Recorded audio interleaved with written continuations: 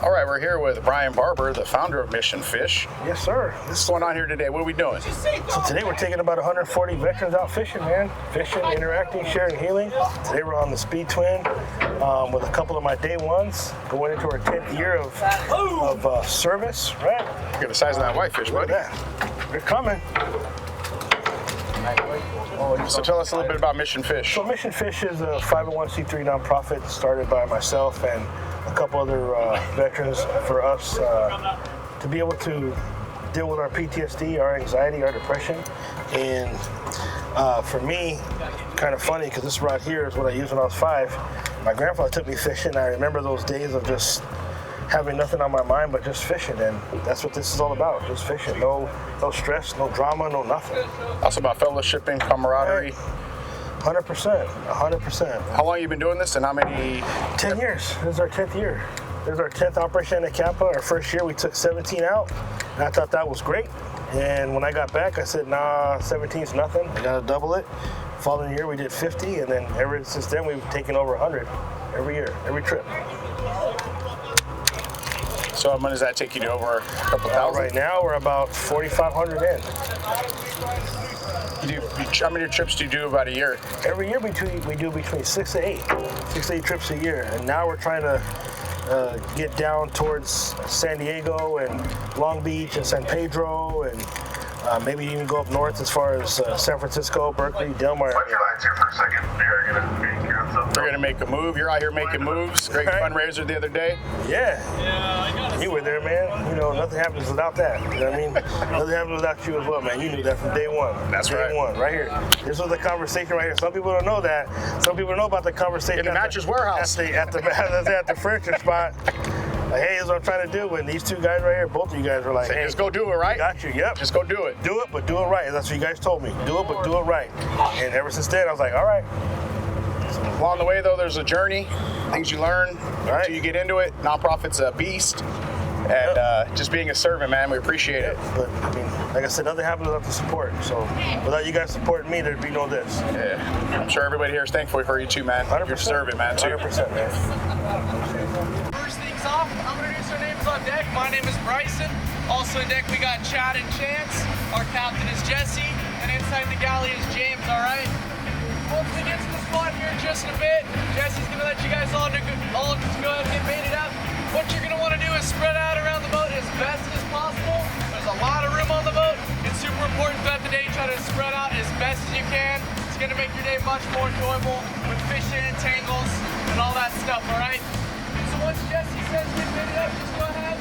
Please leave your rods at the rail. Do not bring your rods to the bait tank or the board to grab bait. If everyone brings their rods to the bait tank at the same time, your lines are gonna get tangled up. Someone might hit your rod and you'll get a hook in your hand, okay? So just go ahead and leave your rods where you're fishing at the rail throughout the day while you grab your bait. We'll have live bait in these handwells back here if you're fishing in the back of the boat. We'll have squid on the board back here. If you guys are fishing in the front of the boat, we'll have live bait in the tank up there and squid in a bucket up there as well, okay? So once we say get baited up, go ahead and leave your rods where you're fishing. You can head over to the bait tank and scoop a piece of one of these sardines just like this. Easiest way to hold it so they don't come out of your hand. And how you're gonna wanna hook it is going through the side of the nose, right in front of the eye. They got like a clear part in their nose. You're gonna go right through the side, right in front of the eye, and that's how you're gonna be hooking the bait today, guys, okay? The live bait. And then for the squid, you only want one squid strip per hook. You don't want multiple pieces of squid balled up on there, because what happens is they're just gonna end up picking it off and they're not gonna eat it all the way. So you just wanna grab one squid strip, hook it 2 to 3 times to the top of it, so it's dangling on your hook just like that. And that's how you're gonna be hooking the bait today, guys, okay? So once you're baited up, do not let them go till Jesse gives you the word. Once we say let them go, you're gonna put your thumb on the spool. You're gonna hold that spool down with your thumb, then you'll put this lever down. It's gonna put your reel and free spool. You lift up on your thumb just enough for your line to take your bait, or your weight to take your bait all the way down to the bottom. Once your line has stopped going off your spool, that's how you know you've hit the bottom. And then you're gonna wanna go ahead, lift that line, or put that lever up, make sure your line is tight, you can feel your weight. You're gonna wanna try to make sure your line is right in front of you at all times throughout the day. Try to keep tension in your line to where you don't get entangled. If at any point throughout the day your line's either going down the side of the boat or up the side of the boat, you're just gonna wanna walk with your line and try to get in front of it as best as you can, okay? It's gonna help with getting entangled and whatnot, alright? If you guys get a bite, it might get heavy, it might get light, or if you do feel your bite, nice little hook set, go ahead, wind them in nice and easy. You don't want to pump the rod, lift up and wind down all crazy. You'll lose a fish a lot of times doing that, or winding super fast, you'll spin them off your hook doing that as well. So just go ahead, pull the rod however's comfortable, rest it on the rail, and just nice steady wind up. Go ahead, bring your fish inside the boat. Feel free to hook it if you like. If not, one of us will come by and we'll hook your fish for you, okay? Something though that's super important throughout the day, you gotta keep a very accurate count of all the fish that go inside your guys' bags. Some fish got size limits we'll have to measure. So throughout the day, please do not bag your own fish. We gotta put every fish in your bag for you and mark them on your numbers. So if it's busy throughout the day, what we're probably gonna do is just leave them at your feet, keep fishing, make a pile of fish at your feet. And then once we get time, we'll come by, we'll ask what number you are, and we'll put them in your bag for you, okay guys? If you like our merchandise and help support the Real Guppy Outdoor, go to our catalog at our website and check out all the Guppy Ranger stuff. Towels, workbooks, clothing, everything you can see. Everything you see on the show, you can purchase yourself at communitykevin.com for all your Real Guppy Ranger gear and apparel. Let's go. Be sure to check out the weekly Real Anglers podcast featuring Community Kevin Brennan, interviewing fascinating people with amazing stories from all around the world. Available on both audio and video versions. Follow and subscribe at realradio.fish and roughedge.tv.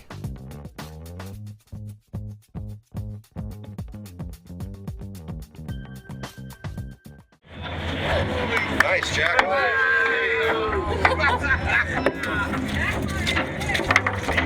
Let a little bit of line out right here. Okay, I'll let just a little bit of line out. There you go. There you go. Winders in, sir? Holy crap! Man, man! Those are some of the best eating out here. Monster. It's got to be a...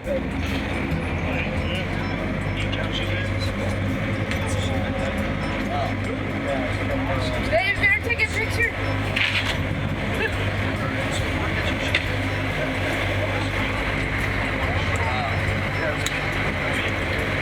Wanna hold them? Yeah. Okay, here. It's like a poke here. Grab my eyes right there. Pinch my Ew, eyes. eyeballs. You can do that, or you can put your hand where mine is right here.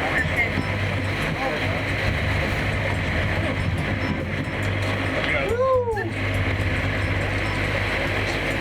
Alright, so nice for that. It's gonna win the heaviest one. Let me get away from the side of the boat. How's it going? John Takahashi. I was in the Coast Guard. I've known Brian since he started this. He's been a big supporter of the fishing armory. I make bullet lures. Obviously, it's a good crowd to be fishing with here. And I've been fishing since I was like 2 or 3.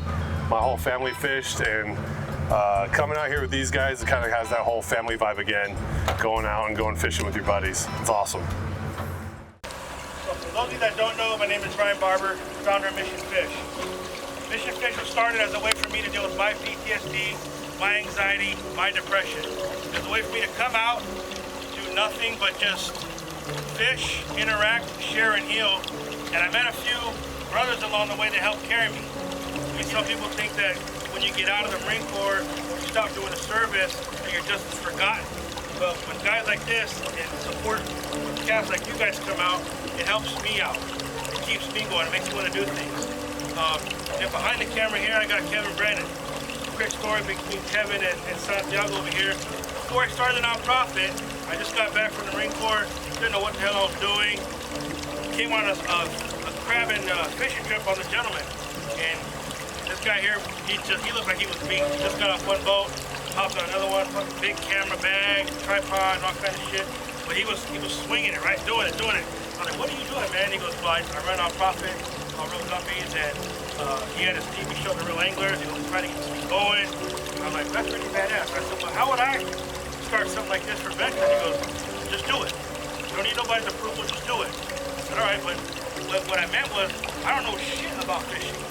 I didn't know nothing about it. I thought it was, you come out here, you hang out, you give the guy your rod, you stand there, you bait your hook, get your rod, and you fish. But there's so much more to it. As you guys and girls see here today, there's so much more to fishing. It's not about what we caught. It's more about being here at present at the moment, not having nothing to worry about. You're not doing anything but fishing. You're interacting with each other. You're sharing stories, whether they be war stories, peacetime stories, family, personal stories. But at the same time, at the end, the result is you're healing, right? There's nothing better than being in there. I mean, look at this day. I mean, there's no swell, there's nothing here but just us. There's other boats, of course, but hey, that's what we're out here doing, we're fishing. So for us, what we do at 11:11 is we shut the boat down. We give us that moment to remember the ones that are not here, the ones that paid the ultimate sacrifice. Whether they couldn't be here because of that, they couldn't be here because of financial obligations, they couldn't be here because they were injured, they couldn't be here because they become one of the 22, the Eagle 22, or they just couldn't be here regardless. Maybe their anxiety got the best of them and they say, you know what, it's better for me just to stay away from it. No harm, no foul. We give them this time for them to honor them, right? To give them a piece of just rest and relaxation from us on our behalf.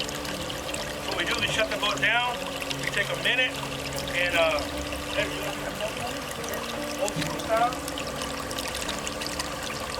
so real quick, when my stepfather passed, on the back of his obituary card, there was this poem. And that poem it hit me right in the damn, like, when someone says it hit you in the gut, it hit me in the gut, like, God damn. So from then on, I've always incorporated that poem in our 11:11. And Edgar's gonna read that poem for us. I heard of a person who stood to speak at the funeral of a friend. They referred to the dates on the tombstone from the beginning to the end. They noted first came the date of the birth and spoke the following day with tears. But what mattered most of all was the dash between the years, where that dash represents all the time they spent life on earth. And now only those who love them know what that little line is worth. For it matters not how much we own, the cars, the house, the cash. What matters is how we live and love and how we spend our dash. So think about this long and hard. Are there things you'd like to change? For you never know how much time is left that can still be rearranged. If we could just slow down enough to consider what's true and real and always try to understand the way other people feel. Be less quick to anger and show appreciation more, and love the people in our lives like we've never loved before. If we treat each other with respect and more often wear a smile, remembering that the special dash might only last a little while. So when your eulogy is being read with your life's actions to rehash, would you and could you be proud of the things they say about how you and how you spent the dash?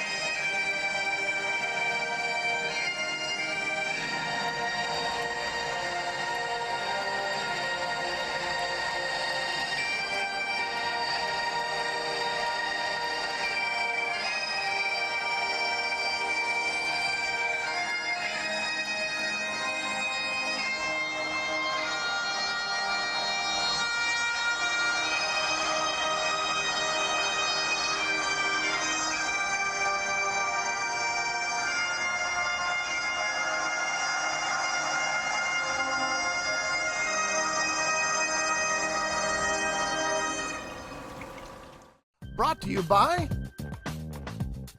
Daiwa. If you want innovation and quality in your fishing products, Daiwa has what you need. AFTCO, family owned and operated, representing a tradition of high-performance, precision-built fishing gear. Channel Islands Sport Fishing, offering deep-sea fishing on quality sport fishing charter boats, and more.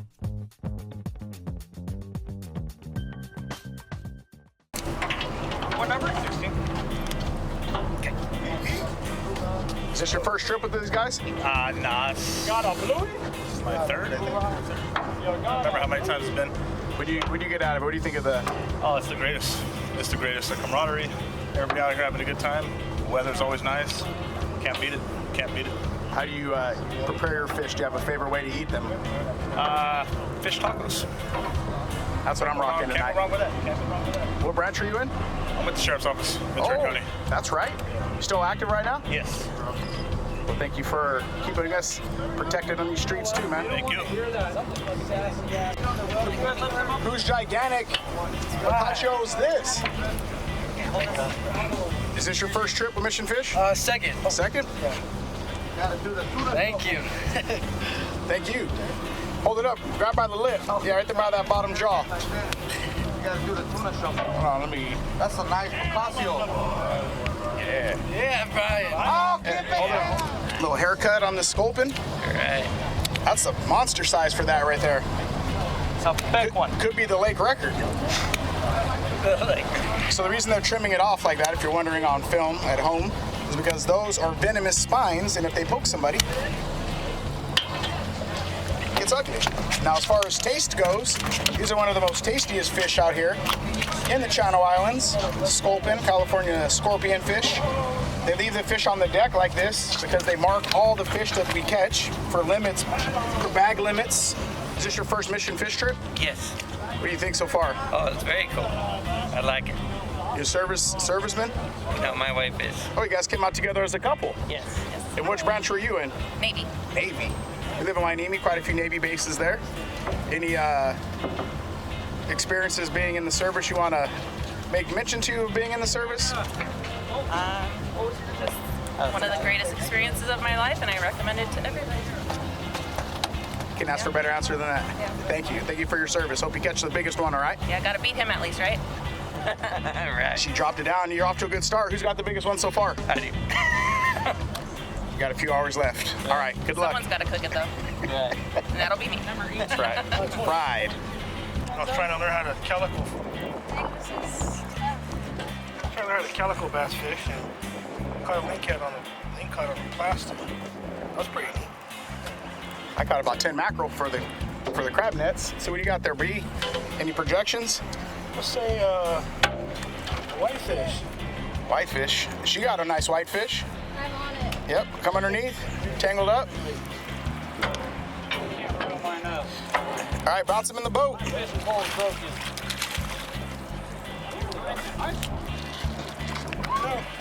peasy, lemon squeezy. You gonna squeeze lemon on that? How you gonna eat You that? know it. We're gonna make some ceviche right here on the boat. Fish and pole won't reel up. All right, so that's gonna do it out here for the Anacapa 100 with Mission Fish. Brian Barber, veterans, volunteers, helpers, supporters, sponsors. Out here on the Speed Twin, the other 3 boats are out there still fishing. We're just about done.